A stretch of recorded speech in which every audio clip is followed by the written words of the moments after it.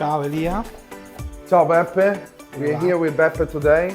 Thanks for coming and supporting my project. Beppe Iodice. We met just before COVID and we kept contact, and today he's showing us how to make. We are doing a traditional recipe from the city where I come from, Milano, which is Risotto Alla Milanese, made simply with saffron, lot of rice and love, of course. No, it's pretty simple. Yeah, saffron, parmigiano, onion, rice, a bit of vino bianco, a bit of stock, and it's pretty simple, but it's very tasty. Yeah. Yeah, technically there are many ways to do risotto. Today we are doing the risotto. It's a sort of my interpretation accordingly with what I've been doing since I started to make risotto, because of course risotto seems easy to do but it's not, but at the same time if you have passion for it, it's something that can come easy for you to do. Yeah. You need to just follow simple like maybe steps or phases or Yeah, whatever you want to call it. yeah. So practically the first step is to toast the rice. Yeah. The second step is to cook the rice, and the third step is to do what we say in Italy mantecatura. There is not a proper translation word to say mantecatura, but it's simply like make the rice creamy. Yep. With the help of the butter, and so a fat can be butter, can be olive oil, and the Parmigiano Reggiano, which gives you the final taste and what we call probably umami, which is the sensation of having like a good taste of the rice. Perfect, nice. Hello everyone, so we are starting to do first thing first, which is acidic butter. So like to cook my risotto, cooking the onion separately from the risotto. So I like to toast the rice, extra rice by himself. So what I do is this technique, I have followed this technique since I started to dedicate my attention to chef Gualtiero Marchesi. So he does this kind of risotto in his restaurant. He used to do this risotto since he started probably the new era of the Italian cuisine. And since I started this technique, of course, for me it's been great taste and success to do this kind of risotto. What is it? What do you do? So technically we cook the onion with white wine and vinegar all together.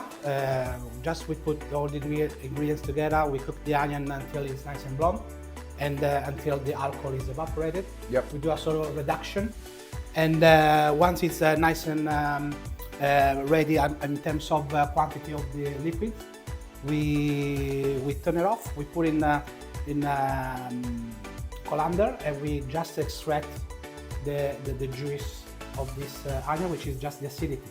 So nice. A good balance for whatever recipe you do is taste, acidity, and consistency. So with this technique we reach all the three goals. Nice, I can't wait to taste it. To Okay, make the stock? We do simply some carrots. Yep. Just chop. Roughly chopped. Yeah. You don't need to be very precise. Yeah, of course. Even because we will filter this stock at the end, and so it will be okay.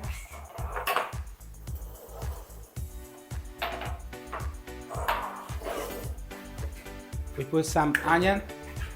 So this one, it's boiling a little bit.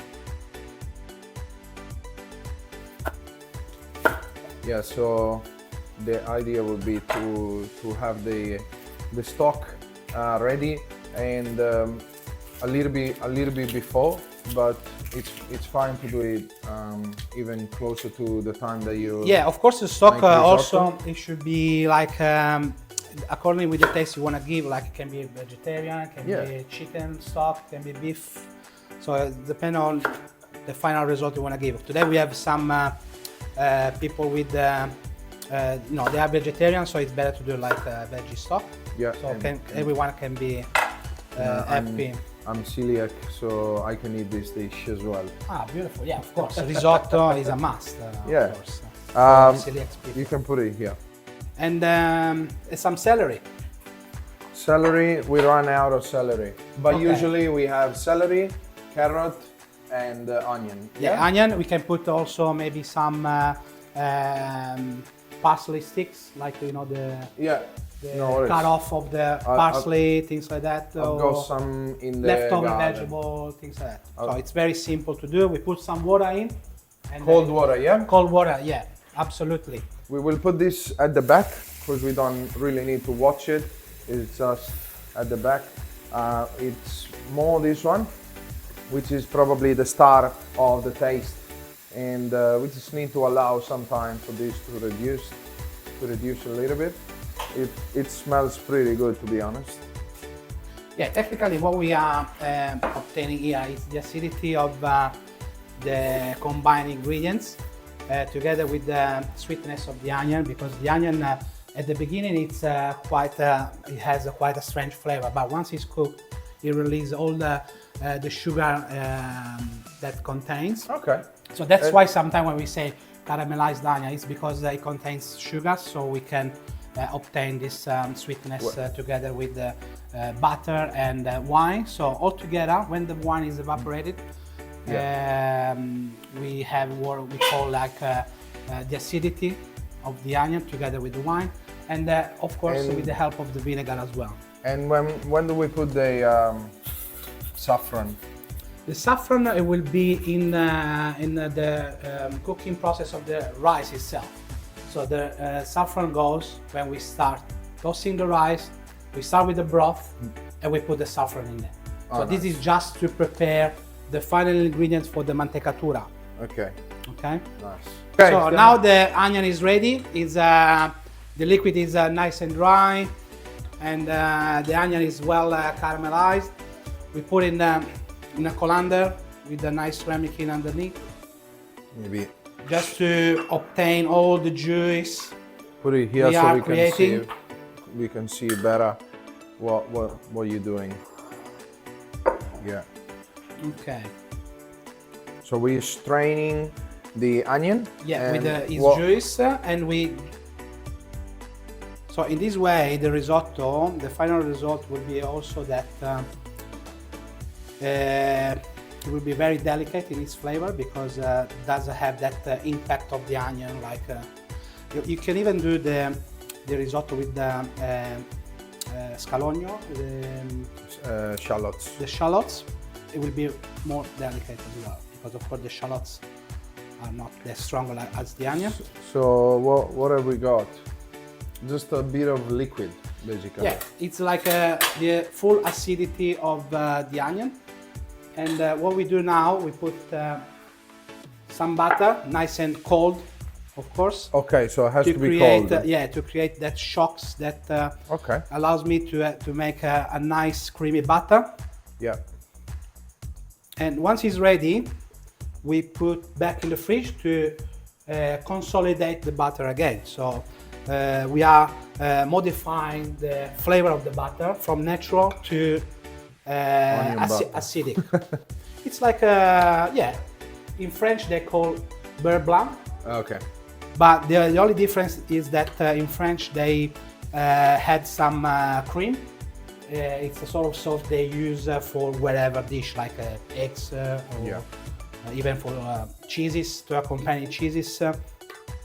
This is a technique that has been, as I said at the beginning, has been introduced in Italy by chef Gualtiero Marchesi, which is probably the father of the modern Italian cuisine.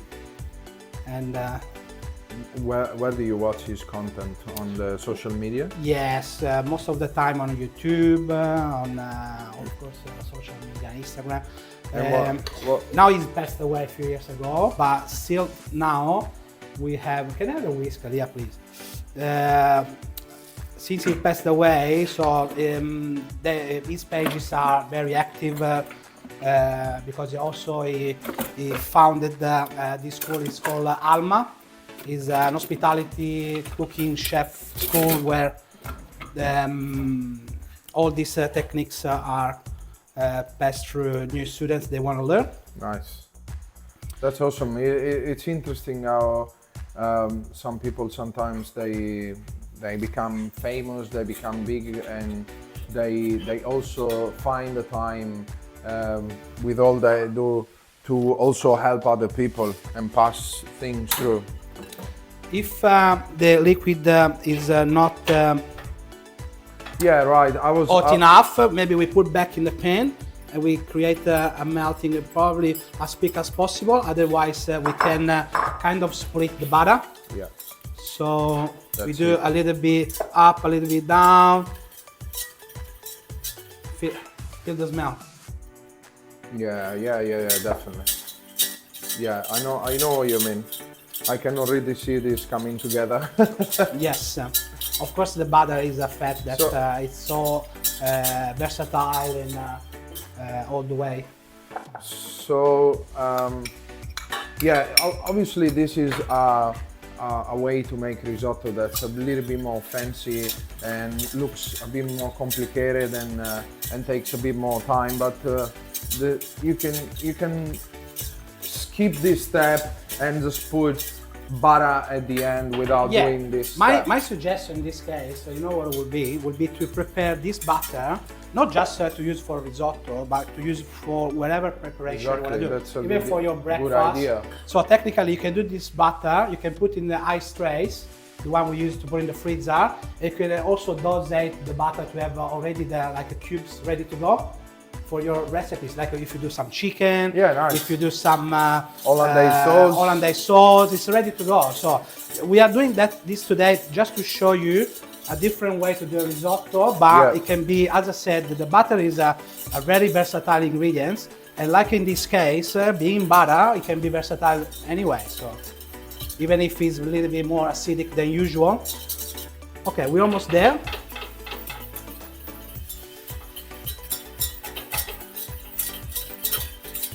So we we didn't add salt because in this case the butter we used already had salt, yeah? Yes, it had already some salt. In this case, it will be okay. All right. I will show you at the end really another good. touch of we can give to this risotto, which is the white pepper.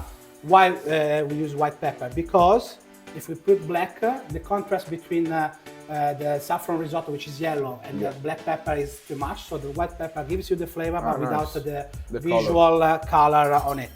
Show us what it looks like. Oh, beautiful. Look at that. All right, done. Nice. So I put back this in the fridge. It will become again like a rock solid butter, and we can of course scoop it up and use at our liking, of course. That's it. So now we start cooking the rice. Let's put this one in the middle so we can focus on the risotto. You can put it on top here if you don't need it anymore. And I'll turn it on for you. Okay, for today we are using a risotto from Grandi Riso, which is a good Italian brand for risotto. We are using, of course, a carnaroli, which has medium grain size, and it's perfect for our kind of risotto we are doing today. So carnaroli, there are many kind of rices on the market, like Vialone Nano, Carnaroli, Roma, Arborio. But my favorite, or actually the favorite kind of rice to use to make risotto, probably it would be like Carnaroli. In this case, we have a Carnaroli EGP, which is a rice that has been cultivated in a particular specific area. Okay. And it's good stuff. So, nice. Okay, we start toasting the rice without any fat. So usually, of course, you start with the onion, olive oil, but in this case, it will be just very hot pan and rice. How do we know when the rice is ready? You will know when the rice is ready when you touch it and it's very hot, you can keep in your hands. So that is a trick, or maybe when it becomes translucent. What are you doing with your hand? So I'm kind of weighting the rice. So every hand of rice is nearly 60 to 80 grams. Yeah. That's why, accordingly with the guests we have, I do 4 hands of rice, which is 4 portion, plus 1 for the pan, or maybe 1 for the chef to taste. And I heard this already. Probably is a non-thing, yeah? Yeah, because the rice technically it tends to grow when you cook it. Oh, a lot. Yeah, that's why we don't have to exaggerate with the portions. Or if you want, maybe with the leftover, you can do some nice arancini. Yeah. You can do some nice rice cakes or fritters for your antipasto, for your breakfast as well. Why not? And it's saffron, something that you use often in the cuisine in Milano, or it's just more? So the saffron we use mostly for risotto, but technically can be used for whatever preparation, such as maybe if you want to do a nice combination with mozzarella. You can infuse actually the mozzarella in the water that you put some saffron pistilli. Yeah. And you create this water that becomes yellow. Yeah. And the mozzarella, after an infusion of a few hours, it will become yellow too. Oh, so when nice. you have the mozzarella, it's actually a different color, different taste, something different, of course. Yeah, nice. You have, okay. It's a bit dangerous to do that, so maybe. Yeah, of course, don't do that at home. Just use a spoon, maybe. Yeah, be careful, and Okay, otherwise the broth now. We need the broth. wait maybe a couple of minutes. We can put the broth over here. Okay, we are technically, why we need to toast the rice? Because it contains a little bit of humidity, so the toasting allows us to maintain the rice internally softer, and of course to maintain the shape as well. Otherwise it becomes like what we say in Italy, a pastrugno, pasticcio. A pastrugno. Well, Okay, we're almost ready. I think you were saying that you come from Milano, but is that where you? Yeah, my origins are from southern of Italy. I was born in the Puglia region, the land of the sun. And I moved in Milano when I was 11 with all the family. We had to, because my parents, they opened a business in Milano. Yeah. And that's why I have this influence of Milanese recipes and stuff like that, because of course I was growing after my after we moved in Milano. Yeah. With surrounded by all these kind of things. So the stock now, it's ready. It's been on for quite a while. Yes. And it's just a vegetarian stock, like we said earlier. And you can use a ladle or anything that helps you. I can use this one, but the ladle will be better. Do you have it? I couldn't find it. That's the result of when you do something like from scratch without Getting organized. Too much. Yeah, which is probably the best way to do things, in my opinion. Okay, I will try to use this broth and put it straight away. It will do some like steam, of course. That means the rice is ready, and we are starting to cook the rice actually. Do you think it actually makes a difference if you toast the rice or not? Yes, because as I was saying before, okay, we put now the saffron to start giving the flavor to the rice and to give also the color. Nice. So the toasting the rice is necessary to protect the rice from overcooking it. Oh, okay. And also from having too much humidity, because of course, as you know, the rice contains, seems that it's dry, but internally has a lot of humidity. Yeah. And today is a Sunday here in Melbourne. It's beautiful weather as well. We've got a couple of people actually lined up to cook, and so you can't see, but at the back there's a few people. There's Beppe's son, Yes, and wife as well. the day here, which is really nice. If you want, I can prepare for you some sandwich later on if you want. Yeah. He's really good in preparing them. Nice. But you guys have seen him a little bit earlier. He came on here just to hug his dad. If we need a little bit more saffron. Yes, I think so, because we are kind of Short. yeah, just a little bit more, not much, because of course this baby releases a lot of flavor and color in the same time. So just a little bit more to make sure. Okay, to cook the rice we need roughly from 14 to 60 minutes, depend on the intensity of the flame underneath and from the grade of the toasting. So if we have toast the rice in a good way, probably that is the time. And the other trick is to use always very hot broth, because if we put a broth that is not very hot, is not very good for the rice itself, because we kind of stop the cooking process. So that's why having the very hot broth helps you to maintain the cooking on a good level. Show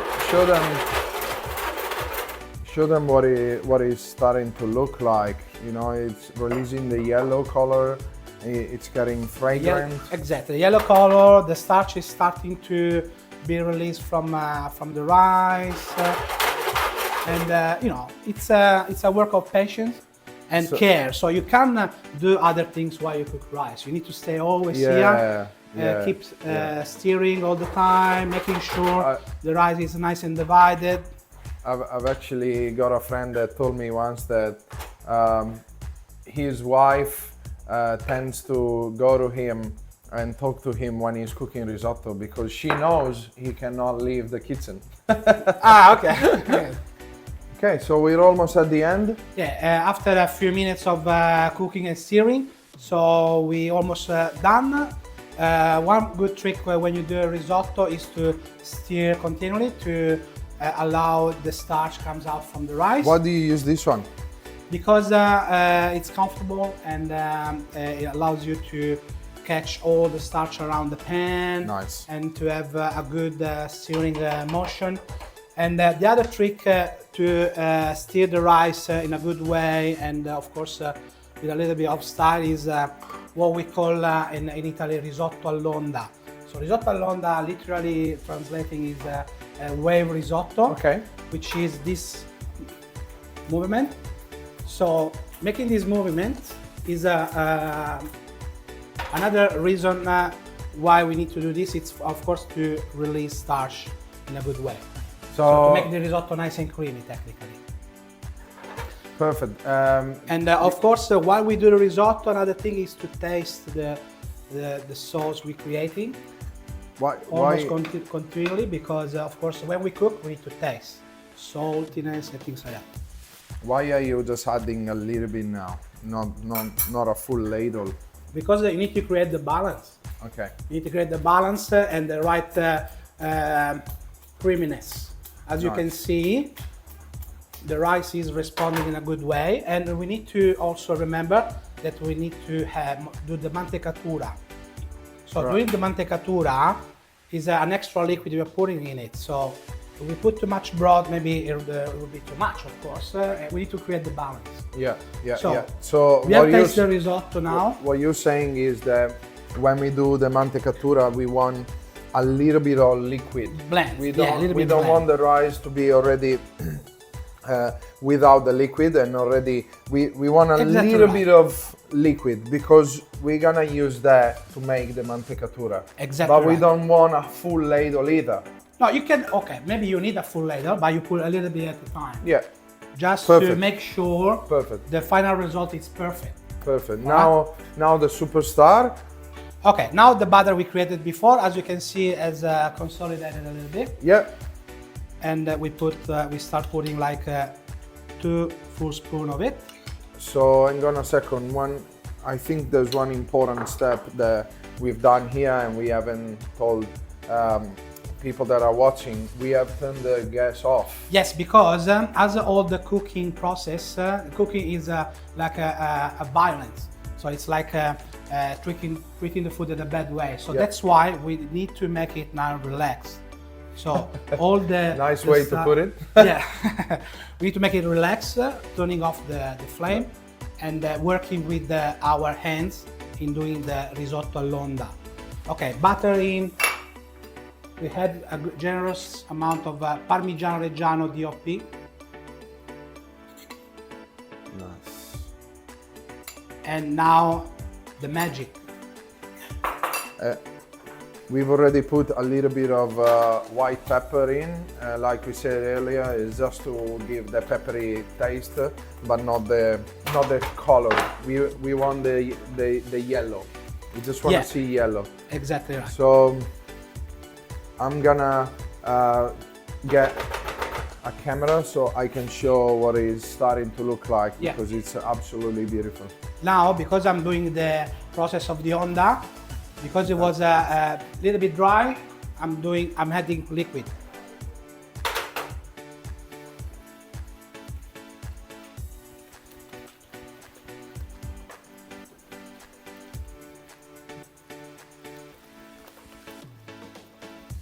It's very creamy.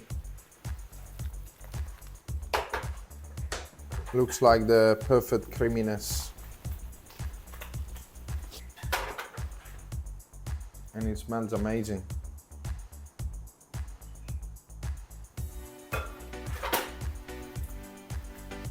So there's a lot of attention in creating the right balance with the creaminess.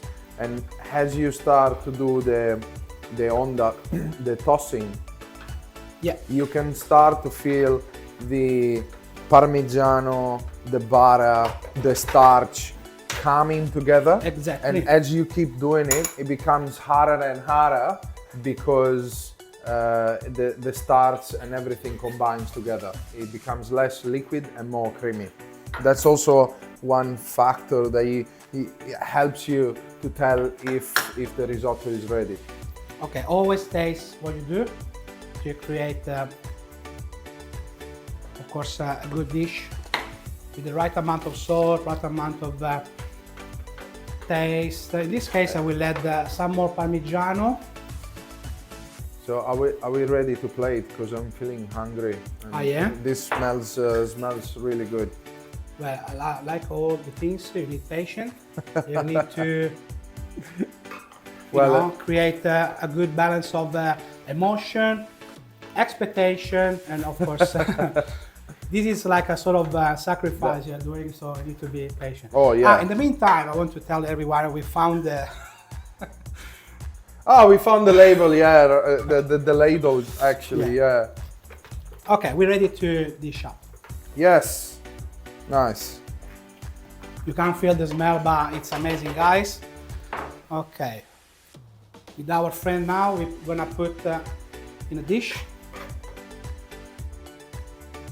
We put in the center, just to allow us to do another beautiful thing that I will explain to you straight away. So when we dish up a risotto, we need to dish up this way, so to allow to our guests to eat risotto straight away, because flattening out the rice allows you to cool down quicker, you know? Yep. So you can have your risotto pretty much straight away. Bit of slapping and we should be good to go. Here we go. Just to finish up, a touch of white pepper, as we said before. We put a little bit in the cooking process, a little bit at the end. So it's very simple plating, very simple dish. It's more about the taste. Of course, if you want to make it a little bit more fancy, you could put maybe a little bit of pink pepper on top, but not too much, because otherwise you change the flavor. And well, cooking is like your inspiration and your sensation. Many chefs, they finish up the rice with maybe some crunchy guanciale over the top. Yeah, why not? Some luganega, which is a kind of salsiccia we have in northern Italy. or maybe even the you know, the internal part of the ossobuco, which is the midollo. marrow. Exactly bone right. marrow. Yeah, you just roast in a pan. Just Yeah. from the both sides. Maybe Good with idea. the same butter we created before, Good idea. and then put in the middle. Or some Parmigiano chips. Yeah, as I said, cooking is how you feel and what you want to create. Well, thank you, Beppe, for this. Thank you for the opportunity. We will also do an interview on the podcast, so make sure you check the link so you can hear what Beppe has to say about his upbringing and what he's doing at the moment and what brought him to Australia and other things. Thank you. Ciao. Thank you. Ciao.